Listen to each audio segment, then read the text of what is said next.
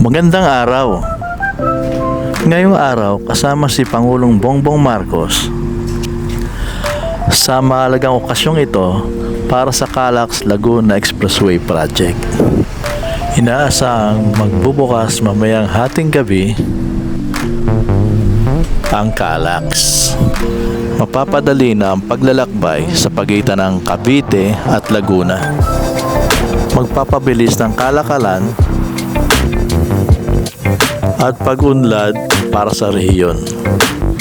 Ito ay isang hakbang para mas mapabilis ang kalakalan tungo sa pag-unlad at mas magandang hinaharap ng ating bansa. Kaya panoorin natin ang buong vlog. Sige guys, panoorin muna natin.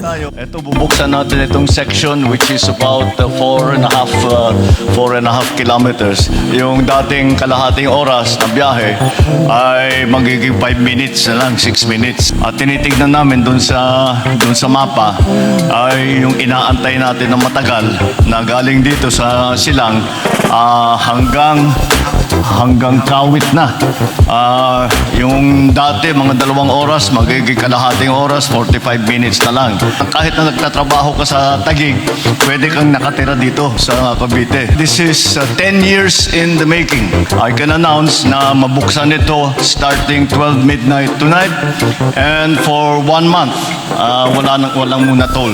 So, yung ating mga kababayan, gamitin po ninyo, makita ninyo, maramdaman ninyo na ang malaking ginhawa na dinadala ng itong mga ganitong malalaking project. I'm sure mararamdaman nga natin ang magiging mas mabilis at mas maginhawa na pagbiyahe na papasok sa Metro Manila.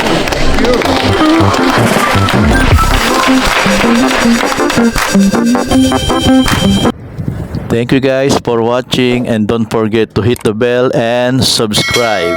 Thank you.